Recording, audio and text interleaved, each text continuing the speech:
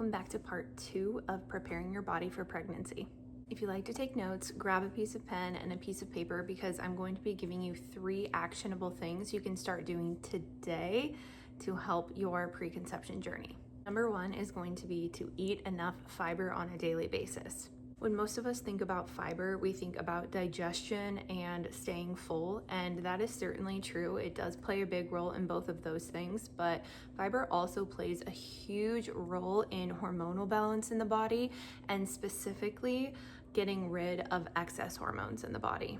Fiber acts like a binder in our body, and so excess hormones bind to the fiber, and that's one way that they're properly eliminated from the body. If there is not enough fiber coming in through our diet, excess hormones can continue to circulate, build up, and eventually create imbalances. When trying to conceive, it is very important that our body is properly getting rid of excess estrogen in particular, as too much estrogen in the body can actually prevent pregnancy from occurring and or lasting. There will be a little bit of variability person to person, but you should be aiming to consume about 25 to 30 grams of fiber per day.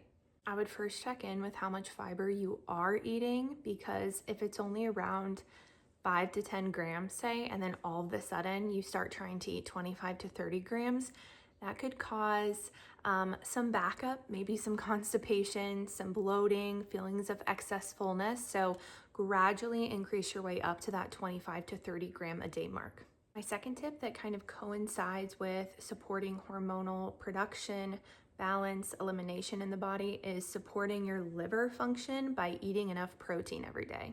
Our liver utilizes amino acids to perform the over 500 plus jobs it has, and amino acids can be found in protein. It is really important to note that different protein sources contain different profiles of amino acids, so it's really vital that you're consuming a variety of protein sources, aka you're not just eating chicken, egg whites, and turkey all week long. Contrary to what the internet says, we actually do not need an obnoxious amount of protein every day, but most women do need at least 100 grams per day. Aim to include different sources like chicken, beef, pork, seafood, dairy, bone broth, collagen, things along those lines. My third and final tip of the day is to eat enough carbohydrates. Yes, you heard that right. Up your carb intake. Carbohydrates are wildly important for so many different reasons, but the 2 that I'm going to touch on today is thyroid support and liver function. Carbohydrates from real food sources turn into glucose in your body, to put it simply, and glucose is the main form of fuel for your thyroid and also for your liver. I cannot stress enough how important glucose is for thyroid function and liver function. Your thyroid regulates your entire metabolism. So to have any kind of thyroid dysfunction or underactivity of the thyroid hormones is automatically going to make trying to conceive a little bit more tricky, because thyroid and thyroid hormones are really in the driver's seat when we're looking at how everything in the body is functioning. Your liver also needs tons of glucose alongside those amino acids to do its job well, which includes properly getting rid of excess hormones in the body. Overall, a lower carbohydrate diet is slowing everything down in the body, and a suppressed metabolism is not creating the type of environment that is going to be primed and efficient and ready for reproduction. Carbohydrates should always be paired alongside protein to keep our blood sugar levels more steady and to avoid those erratic spikes and dips throughout the day.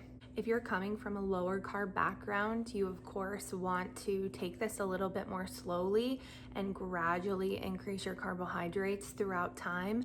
I feel really good personally when I have about a 2-to-1 or a 3-to-1 ratio of carbs to protein at my meals and snacks. Remember, I am not your nutritional therapy practitioner, so this is just generalized advice and it may or may not exactly pertain to you. Kind of portrayed that we need to do a lot of different labs, run a bunch of different tests before maybe trying to get pregnant, but really the truth is labs do have a time and a place, but if you are not eating enough food, if you're not consuming enough carbs and protein, if you're not eating enough fiber on a daily basis, those labs can only get you so far.